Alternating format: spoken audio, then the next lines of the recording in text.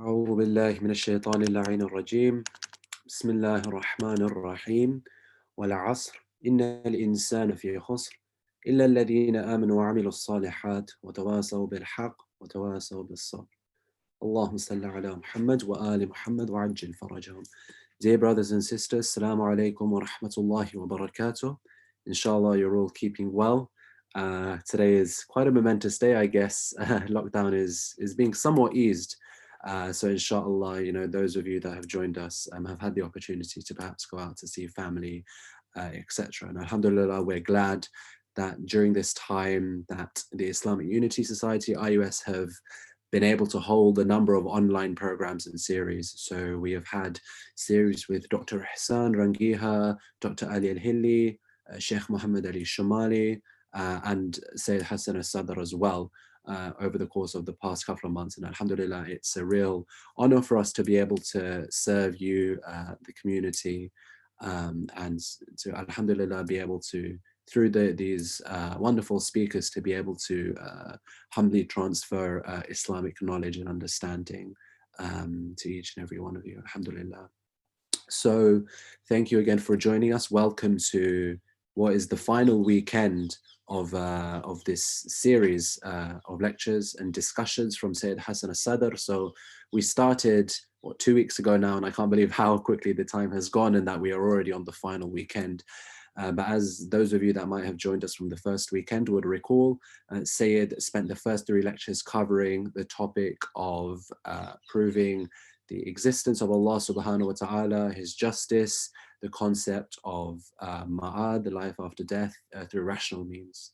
And last Sunday, Sayyid has moved on to an equally important and critical topic, which is proving the status of the AhlulBayt through the Quran. And this is a wonderful topic because, of course, we have been instructed by Rasulullah to hold tight onto the Quran and the AhlulBayt. And he has shown us that both of these entities are intertwined, and they will be until the Day of Judgment. So alhamdulillah, this is thank you to Sayyid for discussing this topic. It's a wonderful way that we're able to develop our relationship both with the Quran and with the AhlulBayt alayhim salam at the same time. So alhamdulillah, we're lucky that we're, I guess, killing 2 birds with 1 stone through this particular set of discussions. And for those of you that perhaps might have missed the previous lectures, these are all available on our YouTube channel, which is IUS National. So please do have a look on our channel. And you'll be able to access these lectures in order to consolidate your knowledge. Just before I introduce the Sayyid and hand over to him, I just wanted to I'll just share my screen. Inshallah, everyone is able to see. So this is a series that is starting inshallah next week, next Sunday, which is also on Zoom, and it's on the extremely pertinent topic of racism. And alhamdulillah, as you can see, we're lucky to have a selection of wonderful speakers and scholars that will inshallah shed light on this particular topic. You can see the registration link there. This poster is also available on our social media platforms, so on Facebook and Instagram, and will also be available on our website inshallah in due course. So please do register for this series that will start next Sunday, and it's going to continue for 3 subsequent Sundays after that particular Sunday, inshallah. So please do keep an eye out for updates, and please do register. So let me just pull up. Yes, there we go. So, of course, all of you are aware of Sayyid Hassan Sadr by now, either through this series or through other acts of service that the Sayyid has given to the community, not just in London, but around the country as well. And he's been a loyal servant of IUS for a number of years. When I first started getting involved with IUS a few years ago, Sayyid Hassan was one of the first lecturers that I had the pleasure of hearing from in an IUS setting. And alhamdulillah, it's a great pleasure, as always, to have him involved with us, as he has been for the past few weeks. And we hope and pray that Allah gives him the tawfiq to continue in this service to the community. And we pray that he is able to join IUS and other organizations and centers, of course, for programs long into the future, inshallah. So just a brief introduction to Sayyid. Sayyid Hassan Al-Sadr is a medical doctor currently working as a consultant hematologist in London. He believes in faith having a pivotal role in developing society, and that God-centricity can solve many of the challenges faced by mankind. His lectures focus on rationality, spirituality, and activism, which of course, many of these particular topics and themes have been covered and will be covered by the Sayyid, inshallah. So just to remind everyone that this is not a monologue, it's an interactive discussion, and we would encourage you to please, at certain checkpoints during the lecture, to please ask your questions, to put forward your comments, or your particular arguments on the area, for example. And you can do this through two ways. Firstly, if you raise your hand, the host will inshallah unmute you, which is actually the preferable way, as it facilitates interactive and more personable discussion. Or you can put your question in the Q&A function, which you'll see at the bottom of your screen on this webinar. And inshallah, Sayyid will endeavor to respond to your comments and to answer your questions. So please do get involved as much as possible over the course of the next hour or so that we have. And without further ado, I would like to hand over to Sayyid Hassan Al-Sadr. Please welcome him with a loud salawat ala Muhammad wa ali Muhammad. Allahumma salli ala Muhammad wa ali Muhammad wa ajil faraja. اللهم صل على محمد وآل محمد. بسم الله الرحمن الرحيم. السلام عليكم ورحمة الله وبركاته. Thank you very much, Brother Kazim, for this introduction and for reminding us of the two important topics that we have tried over the last 2 weekends, and this is the third and the final weekend to cover during the presentations. Number one, the rational methodology of proving the existence of the Creator, His attributes, the main one being justice and life after death. And these form the foundation of our paradigm, the God-centric paradigm that we live by. The second important topic is the guides. Who is expected to take us on this journey after the final messenger, sallallahu alayhi wa alihi. Sorry, Sayyid, I apologize. I don't mean to interrupt you, but your camera is not straight up. It's in my monitor, like it's fixated to the side, and also the presentation, if you could please somehow make it full screen, that would be much appreciated, please. Sorry, I didn't mean to interrupt at all. No, thank you. Is that better? Yes, and if you could please turn your camera on. Yep, the slides are fine. And those are visible. Yeah, that is perfect. Assalamu alaikum wa rahmatullahi wa barakatuh. Bismillah ar-Rahman ar-Rahim. Thank you very much, Kazim, for the comments and for the introduction. So here we are on the final weekend. We've spent 2 weekends discussing the rational foundation of the existence of the Creator and His main attributes, life after death. And we started in the last session addressing the second very important topic about the guides. After the Prophet of Islam, using the Quran and the Quran alone, can we prove the existence of a special status for a group of people who have been entrusted to guide us and the whole of mankind? This is the question that, inshallah, we have spent one session discussing.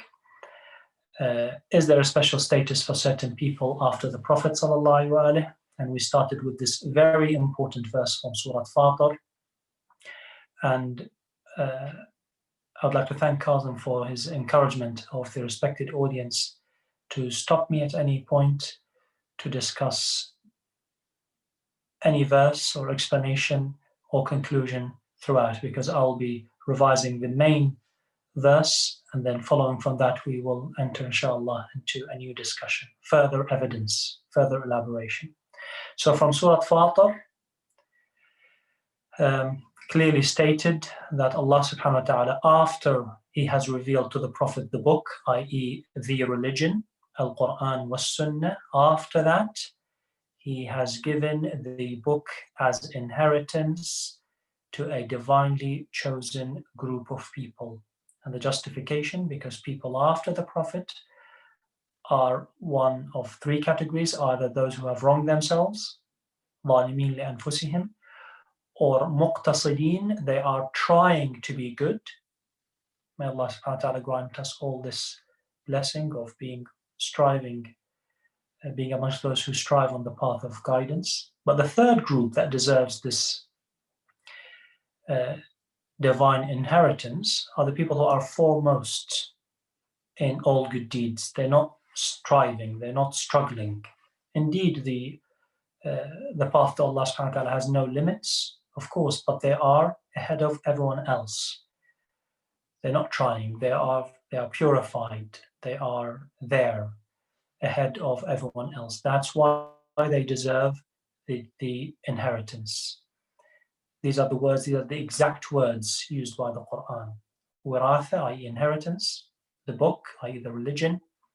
Astafayna min ibadina, those we have divinely by Allah, we have chosen them, right? And we have discussed also the importance of the word istifa, choosing the best. And from that, we concluded that this group of people, there must be a group of people after the Prophet who fulfill this. This is not us using the hadith, and this is not to undermine the commonly used approach of al-ahadith al-nabawiyya, the narrations. No, this is to complement it.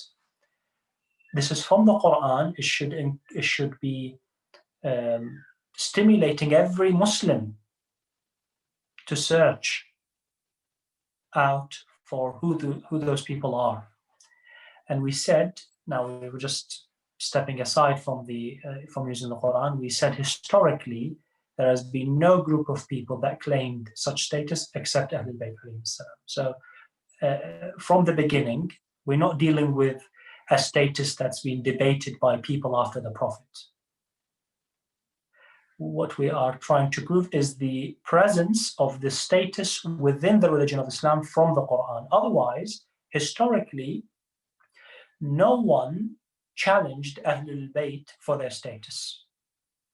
And AhlulBayt were the only people who claimed, starting with Ali ibn Abi Talib, who claimed that we AhlulBayt have a special status in Islam. And indeed, the Imams after him elaborated further and further. So once we prove the presence of this status within our religion, we don't enter into a new challenge of trying to conclude or trying to prove between different parties which one was right, which one deserves this status, because no one actually claimed that status apart from AhlulBayt alayhim salam. And towards the end of today's presentation, before we conclude tomorrow, inshallah, you will see that this group, is related to a particular family tree. طيب. So this is the essential verse. So if anyone has got any question on the tafsir of this verse, please let's hear from you before we move on to the other verses. Anyone has any question about how we have interpreted and demonstrated the existence of the status from this verse? I do apologize, I can't see the chat on my screen, but please, the moderator is more than happy to interrupt me at any point.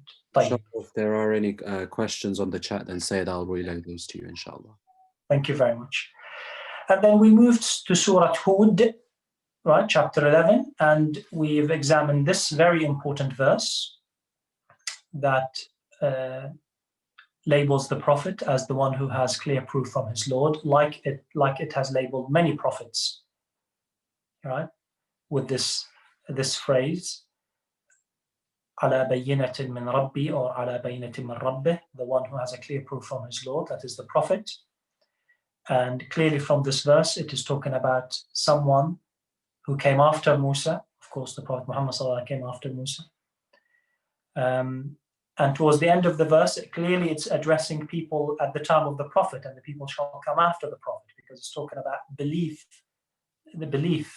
believing in this faith, or else if you reject the truth, if you hide the truth, then the consequences are stated there. So أَفَمَنْ كَانَ عَلَى بَيِّنَةٍ مِّن رَبِّهِ, the one who has a clear proof from his Lord, وَيَتْلُوهُ شَاهِدٌ مِّنْهِ. So this is one proof for you people that this religion is right. The first is the man who is the messenger.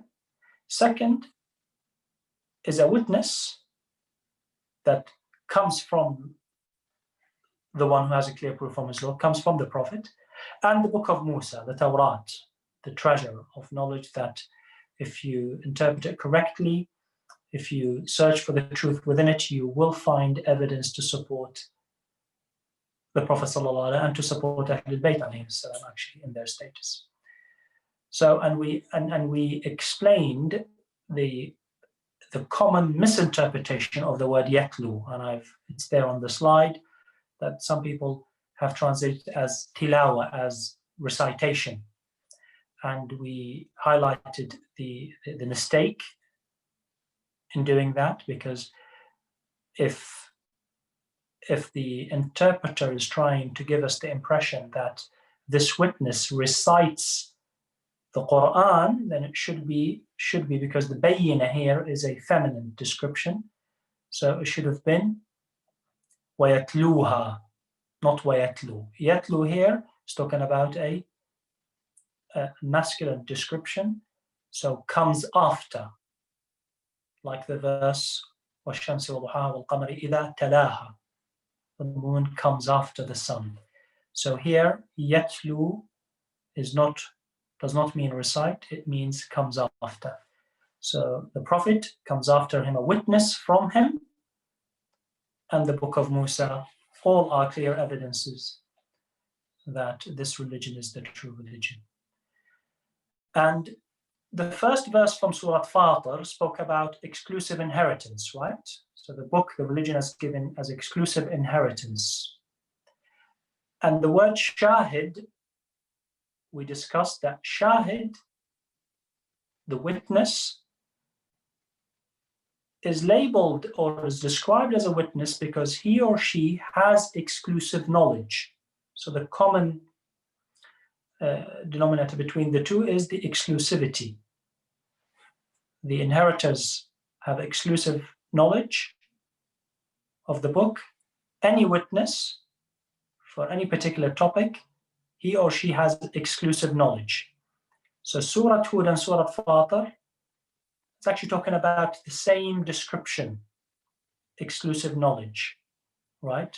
Not necessarily being there, but someone who has exclusive knowledge. And we reminded the respected audience of Surah Al-Anbiya when the Prophet Ibrahim says, I bear witness that Allah has created heavens and earth, not because he was there at the time, but because he has exclusive knowledge to that. طيب. So let's move to another verse that supports this notion of witness with exclusive knowledge. And once again, you will find that this person, the first amongst them, his status, his position, his presence has been mentioned in the Quran, has been used by the Prophet himself. So the next verse is... Apologies, Sayyid, I don't mean to interject, but there is a question here in the Q&A. Is that okay if I please relay it to you before you move on? Absolutely. So the question is, Salams, could you please just recap why the verse from Surah Fatir can't just be a general statement for people who are wise that came after the Prophet? طيب. It can't be for general people because the Quran says we have chosen them. And with all due respect to anyone who believes that he or she is wise, scholar, knowledgeable, was he chosen by Allah? The verse is very clear. And please, once I answer the question, if it's not clear enough, it's not meant to be me just giving lecture. I want you to leave one verse, move to the other after you've exhausted all different possibilities. So the verse states that we have chosen them. Okay, so who could claim that he's chosen by Allah? Which scholar, which wise person would claim that I was chosen by Allah? Let's go back to the verse. So something that was given exclusively, so the first description is istafayna, right? Someone was divinely chosen by Allah, and this description, by the way, is used in a very specific way here. Then the religion was given as inheritance. When you say inheritance as exclusive, right? So who could claim that he has exclusive knowledge after the Prophet? Which scholar, which wise person would say, I have exclusive knowledge after the Prophet? And the only people who did that were AhlulBayt alayhim as-salam. And the end of the verse also explains why we're talking about a divinely chosen group of people. This is actually a status, right? Why? Because amongst the people, amongst the ibad, are those who have wronged themselves, trying to be good, and those who are sabiqeen bil khayrat. Again, scholar, wise person, they're not divinely chosen by Allah. We don't have that status in Islam to say that there will be people, generally people or Muslims are divinely chosen after the Prophet. They have exclusive knowledge. No. What we know is that the Prophet taught Islam for 23 years to the Muslim public. And then according to the common description, that's it. The knowledge finished, it ended, and then you only have to deal with whatever the Prophet delivered for 23 years. No one says, we, the Muslims, have inherited the book. We have exclusive knowledge. No, the knowledge is out there. Even if you're not a Muslim, you can access the knowledge that general Muslims have received from the Prophet. You don't have to be a divinely chosen person. You don't even have to be a Muslim to access the knowledge that the Prophet spread over 23 years. You could read the books yourself, right? That's available. And reading the books, having access to the knowledge, the common knowledge that was dispersed over 23 years, gives you no special status. In fact, it doesn't make you a good person. Now we know that just because you can read these books and know the tafsir of the Quran, it doesn't make you a better person. It doesn't make you sabiq bil khayrat, right? So it's not even the Muslims who could claim that. So we don't have that in our religion. But we're talking about a specific group of people who are sabiqeen bil khayrat. There's something special about them. They don't sin. They don't sin. And the followers of AhlulBayt and AhlulBayt we are the only people who present a group to the world that was divinely chosen, that the knowledge of the Prophet didn't stop at 23 years. No, Allah gave that as inheritance to a special group of people. So this knowledge continued. And with the return of the awaited Savior, there will be so much knowledge of Islam that has been kept hidden away from mankind. It will be given away. It will be displayed, right? And that's how justice and prosperity will flourish. So I hope I've answered the question that it can't be just average people like us trying to be good scholars, experts, and knowledge. That doesn't make you sabiq bil khayrat. No one has the audacity to claim that he or she was chosen by Allah. Okay? Then say it. Just before you move on, we do have another actually two-parted question here, just linked on to what we're saying, if that's okay. I'll just absolutely. relay that. I'm very pleased that people are asking. Alhamdulillah. We shouldn't move to the other verses because this is the key verse. This is the key verse. So we must cover all possibilities with it. Okay. So the question is, like I said, it's I believe in two parts from the sister, who asks, did neither the Umayyads nor the Abbasids claim that divinely chosen status, i.e. that which is expressed in the verse? And if they did not, and the AhlulBayt were the only people who claimed this, why did they not have more followers?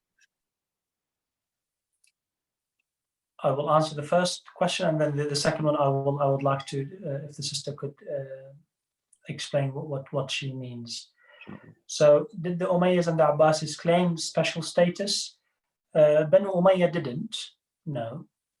Started with Muawiyah, and then he gave, the rulership, the Khilafah, the political leadership to his son, and you know how it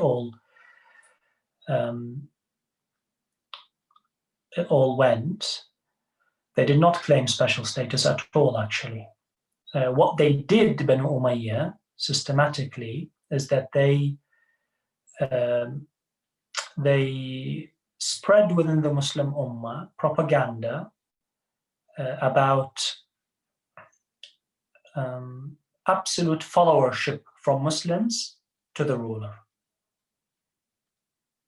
Absolute followership from Muslims to their political rulers. So all these false fabrications that you come across, so this is to all rulers, not to the Bani Umayyah, right?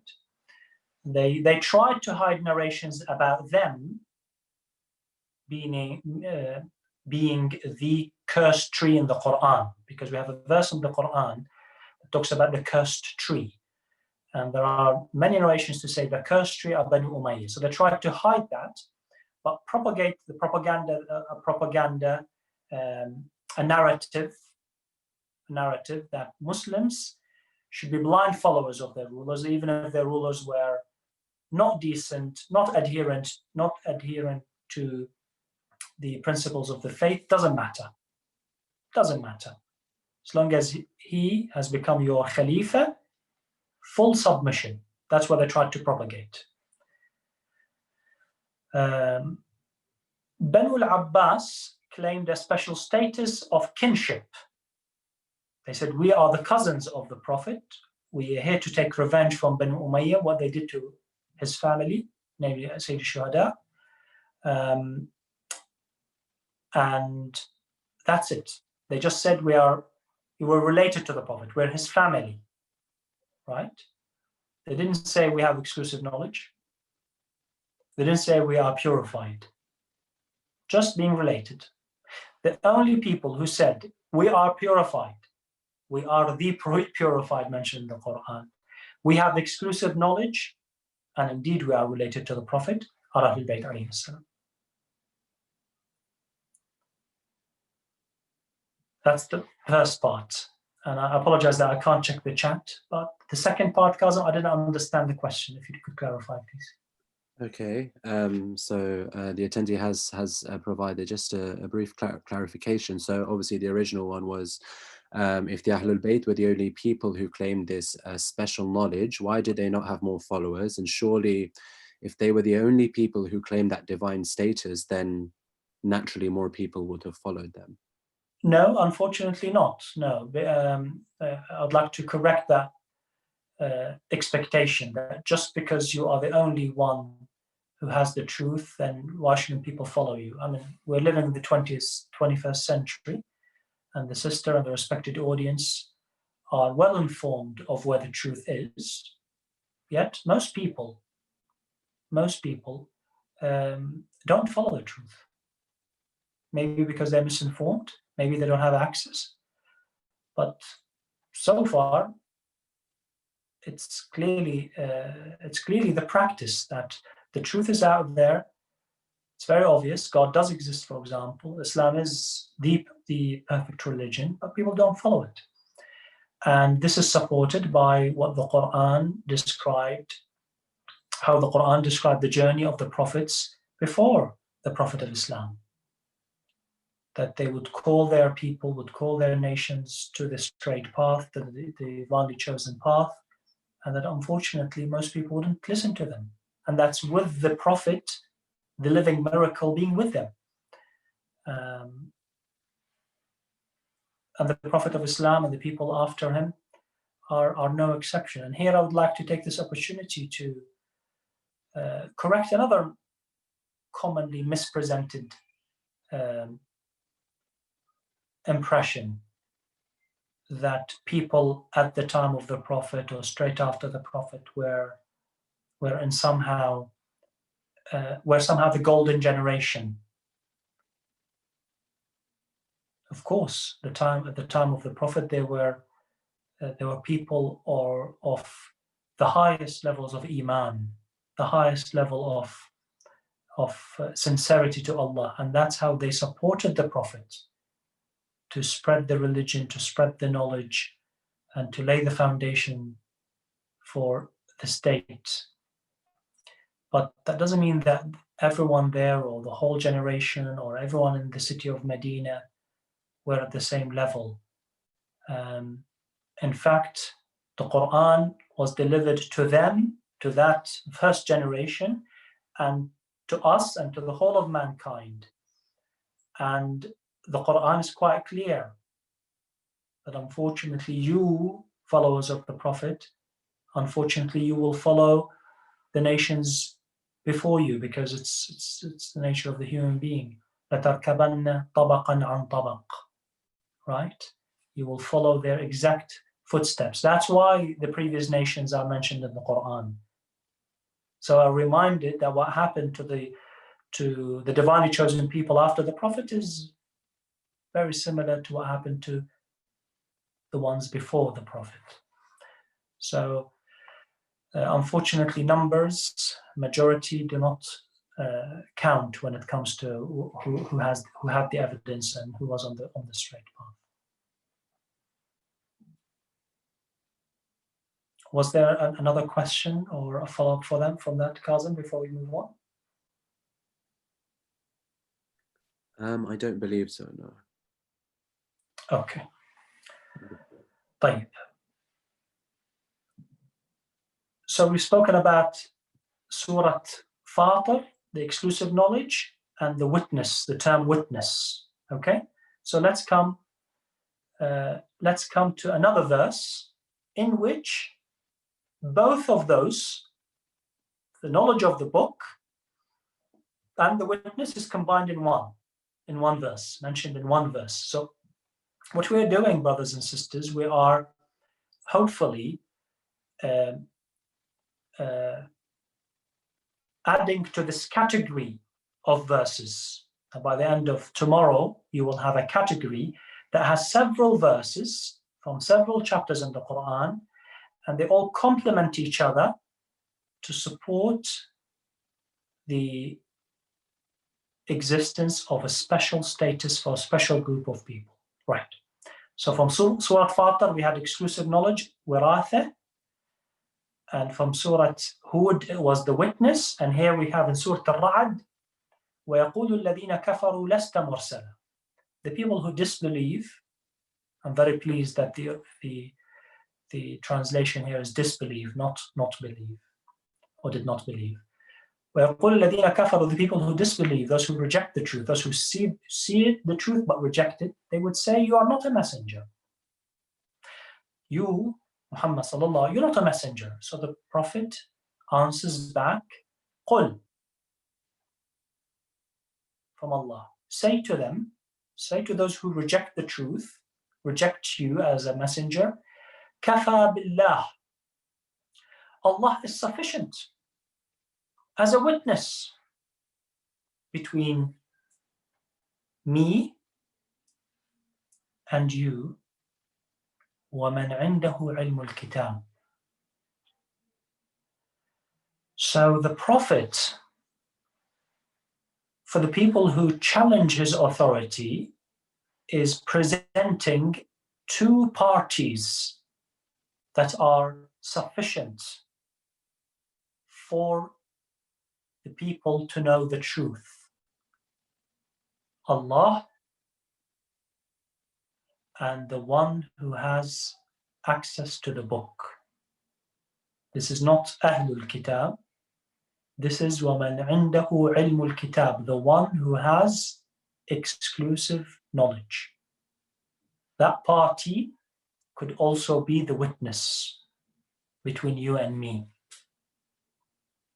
I repeat, this is once again second verse in the Quran that speaks about the witness being an evidence, right?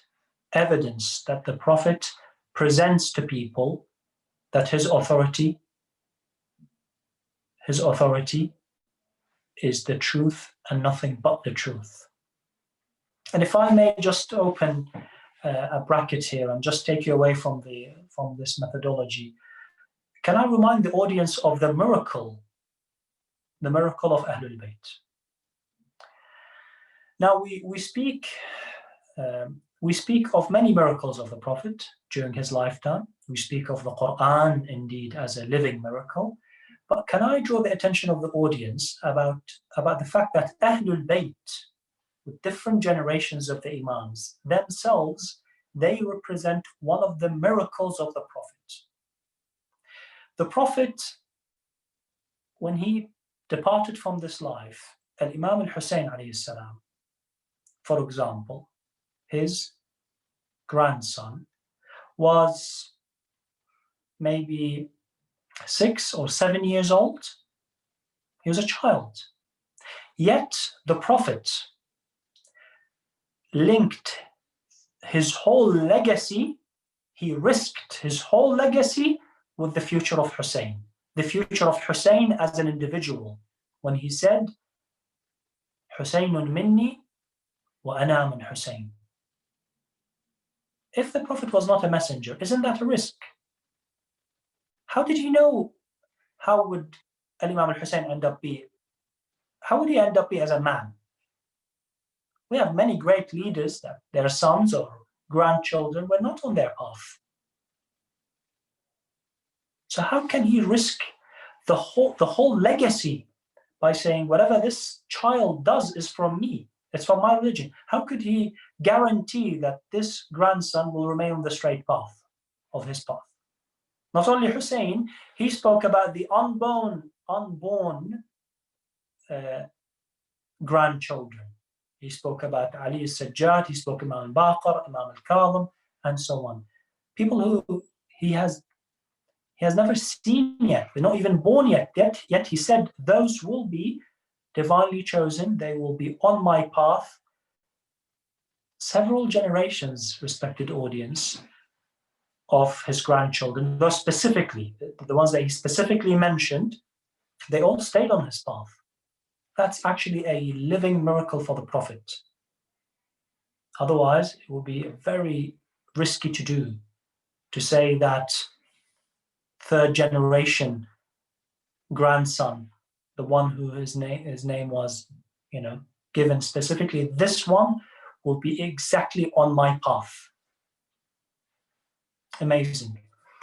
So this is another verse in which when back to the Quran, when the disbelievers say, you're not a messenger, he says, I have sufficient evidence between you and me. Allah subhanahu wa ta'ala, bayni wa baynakum, Allah, and the one who has exclusive knowledge.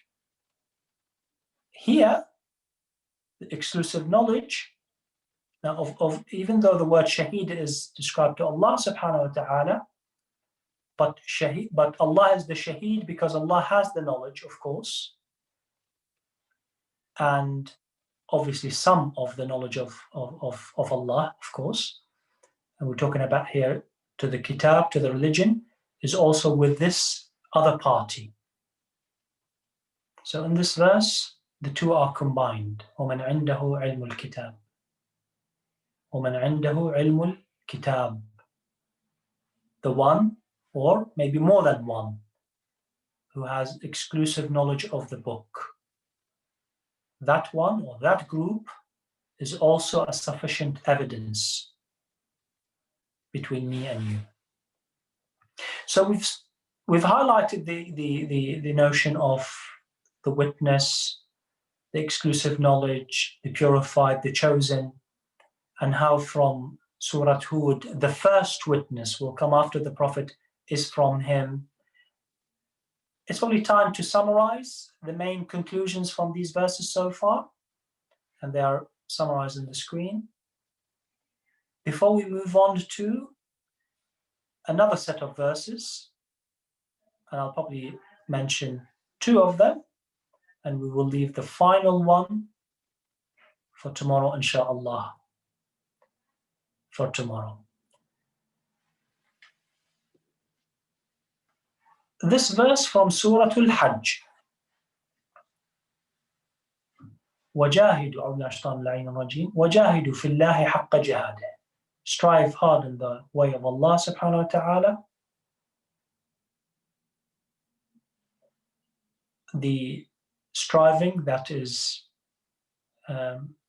expected, the striving that's deserved by Allah subhanahu wa ta'ala. حَقَّ جِهَادِهِ. Allah deserves every striving, every struggle that we go through. This God-centric paradigm that we live under, we live by, with all its challenges, Allah deserves that.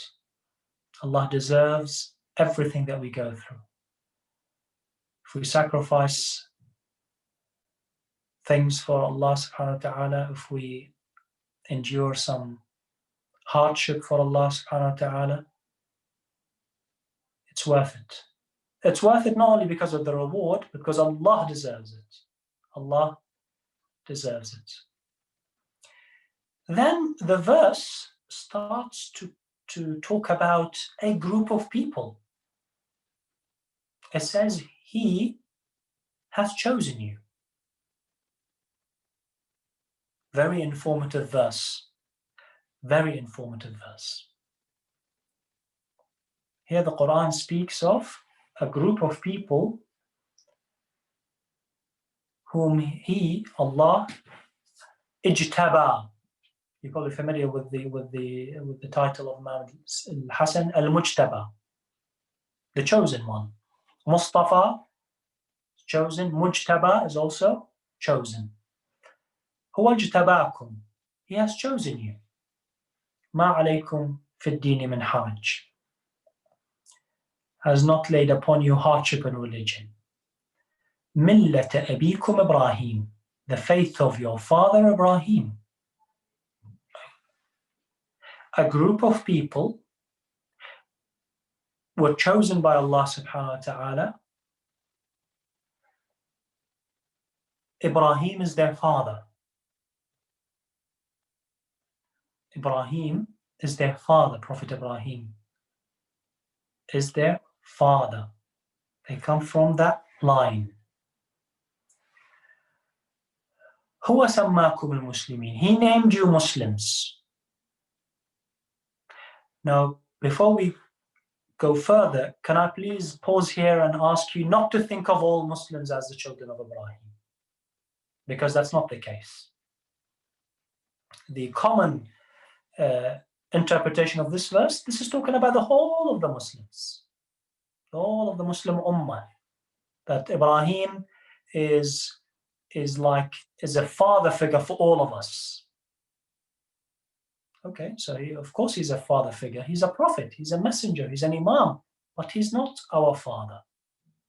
No, he's not our father. In Surah Al-Baqarah, verses 178, 127, 128, Ibrahim and Ismail are praying for a particular group of people that will come from their progeny. رَبَّنَا وَاجْعَلْنَا مُسْلِمَيْنِ لَكَ. Make us submissive to you, Muslims. وَمِنْ ذُرِّيَّتِنَا. And from our progeny. This is Ibrahim and Ismail, because Ibrahim has another son, Ishaq. Tomorrow we will discuss the importance of this differentiation of the children of Ibrahim, the phrase, the term, the children of Ibrahim, Al-Ibrahim, the family of Ibrahim. Who's it referring to, right? This is Ibrahim and Ismail praying for a group of people that shall come after them, and they will be Muslims. Okay, so from the line of Ibrahim, from the line of Ismail, not all Muslims. No, this is, real fatherhood, real ancestry. Okay, so a group of people chosen by Allah, their father was Ibrahim, and one of their main duties is that the messenger is a witness upon them.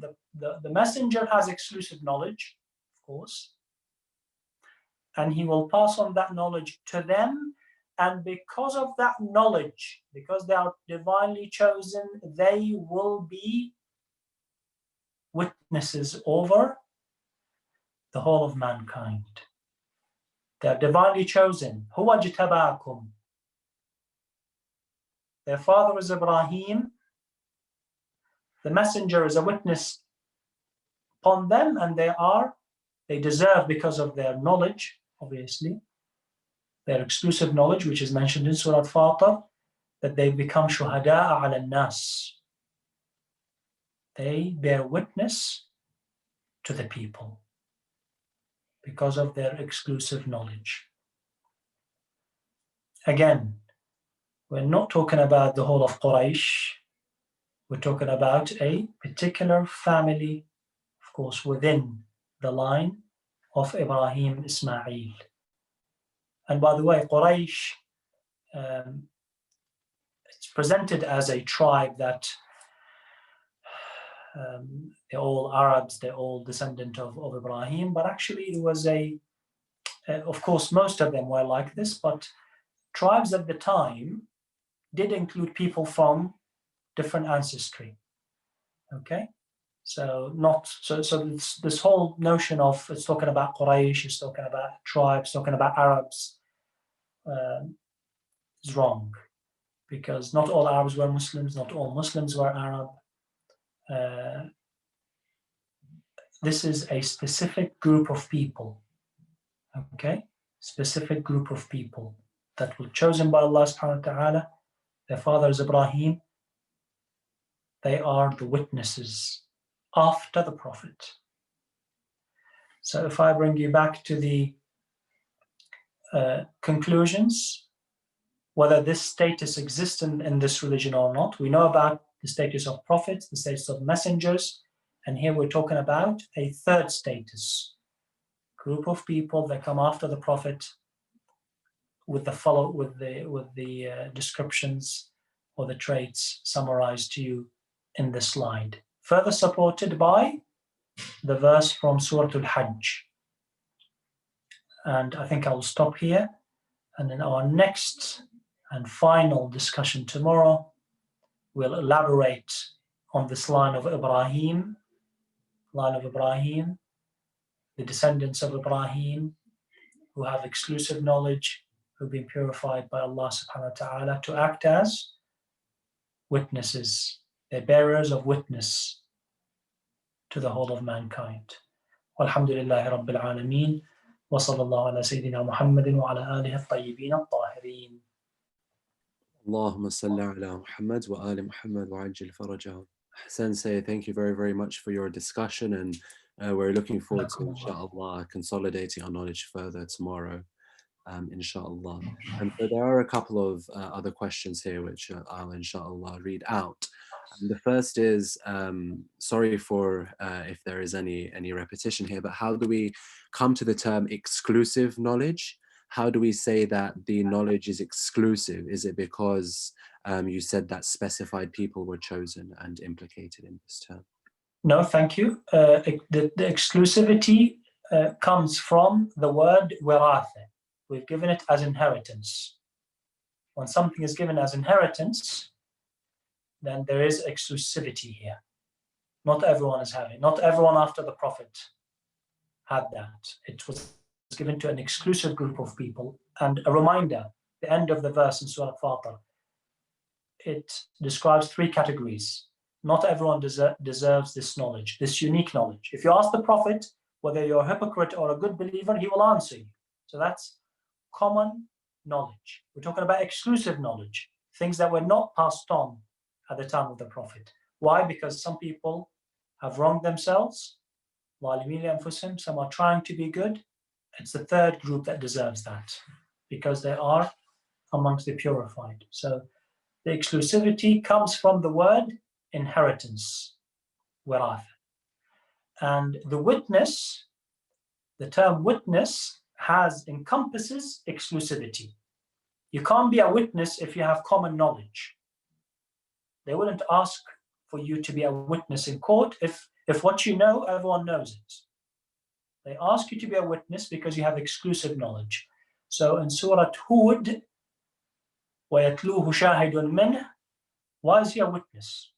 Why is that man the first of amongst that group of people who comes from the Prophet? He's from the Prophet, comes straight after him. Why is he labeled as a witness?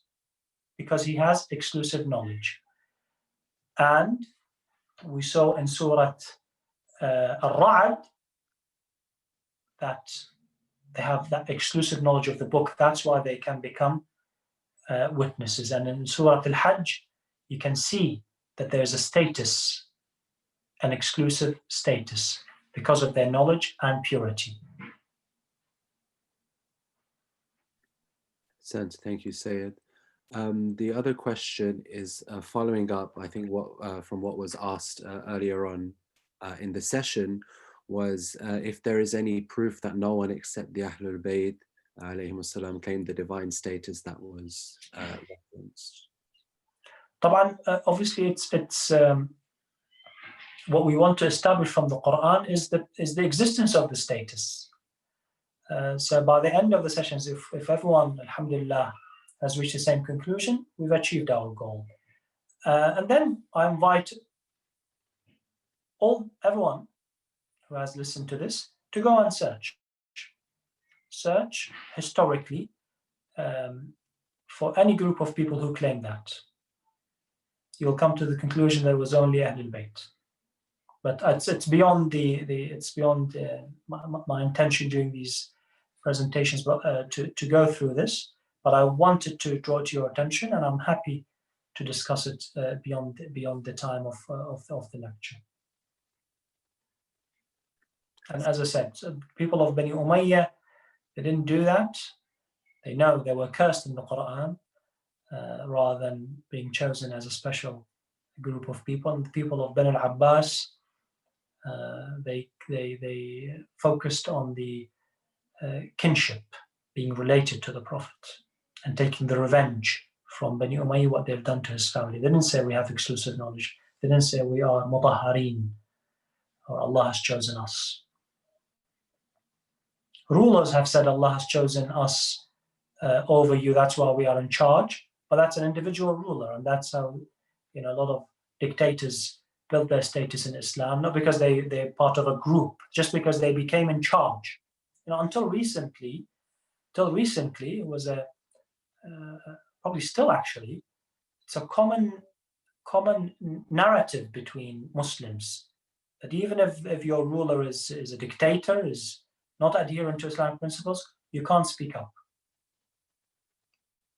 This is a common narrative in the Muslim Ummah.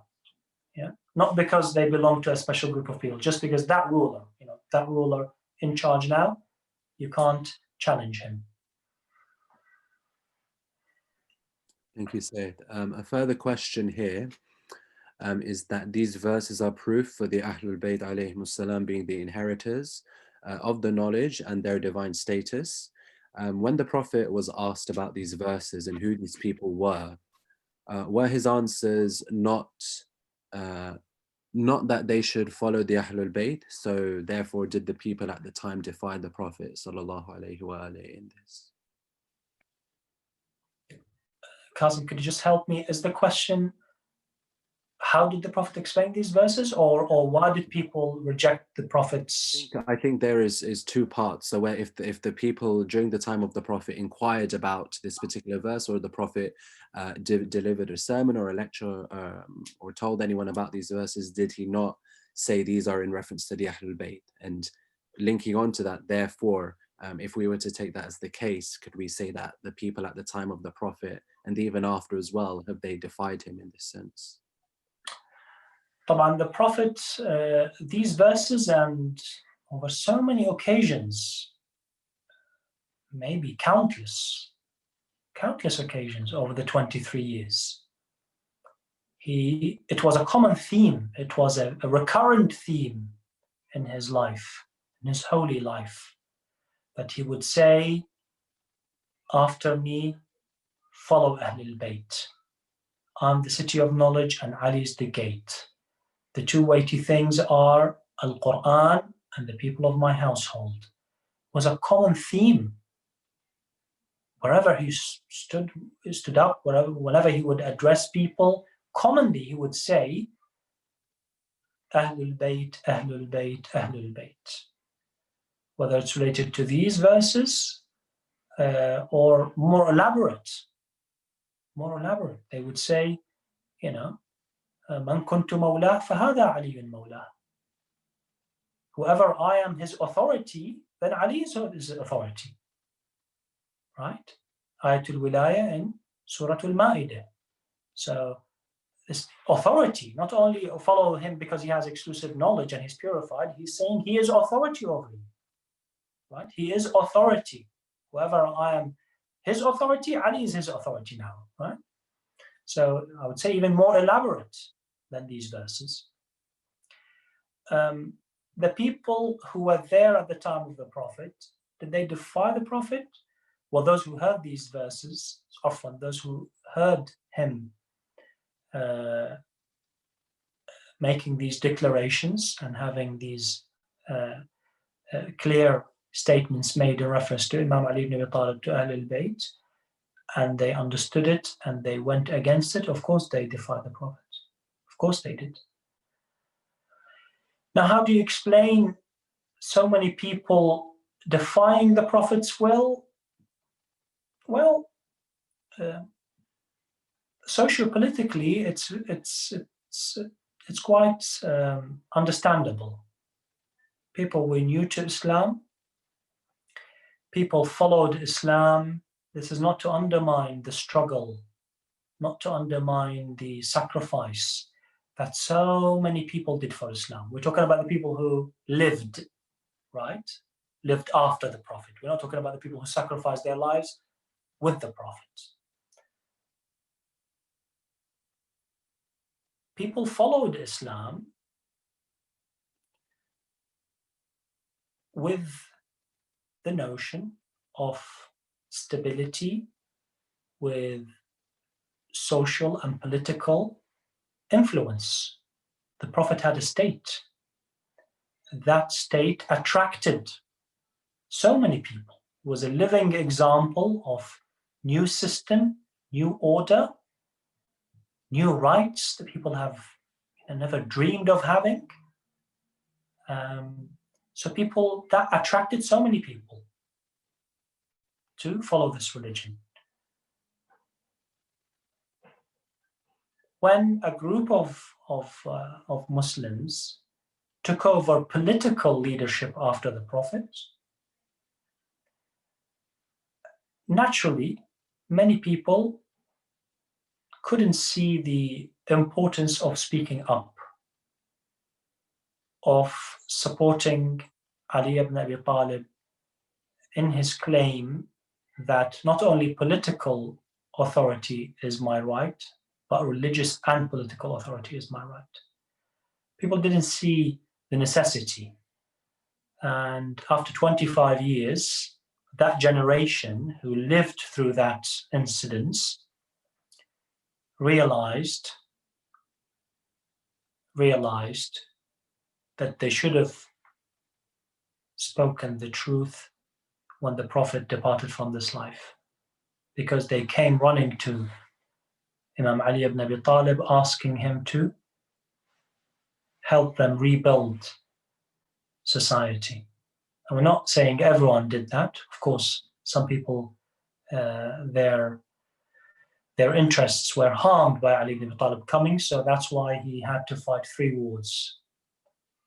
But we're saying generally people felt the pain of not following Ali ibn Abi Talib 25 years earlier.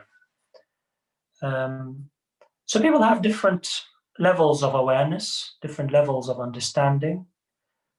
Some, when that happened, when the Prophet was defied by certain people and political authority was pushed in one direction, not the direction of Ali ibn Talib, some people didn't see a big problem, right? They didn't realize it was going to be a big problem. So they didn't, they just said, let's just follow. The system is there, the city is there, we're all Muslims, we're all praying. Let's just, go with the flow. But it was a mistake. Maybe they didn't realize how big that mistake was, but it was a big, big mistake. And the people today who don't follow AhlulBayt, we are right to assume, and we should be assuming, that the vast majority of them, they don't know. They simply don't know. Even if a follower of AhlulBayt explained to them once or twice, even if someone has given them a book, has directed them to a website, maybe the information was not presented correctly. Now, giving people the benefit of the doubt. In Islam, we are encouraged to give our brothers and sisters 70 excuses for making mistakes. So by not following the truth as in AhlulBayt, being the divinely chosen, purified inheritors of the Prophet, they have exclusive knowledge, rights of authority over us. By not following them, we are saying that the vast majority of people, they're given the benefit of the doubt. They don't know. And inshallah, they will know. But if they die without knowing, then they have not rejected the truth. They simply didn't have full access to it. And Allah will judge them by how much they knew. And we ask for the forgiveness of Allah subhanahu wa ta'ala for ourselves, for them, and for everyone else.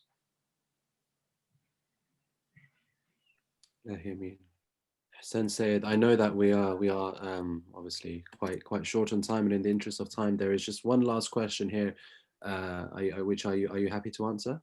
Inshallah. Please, Hassan. Okay. Please. So the question is, there are verses that mention warner and guide in the Quran. Does this refer to the Prophet alone or other personalities also?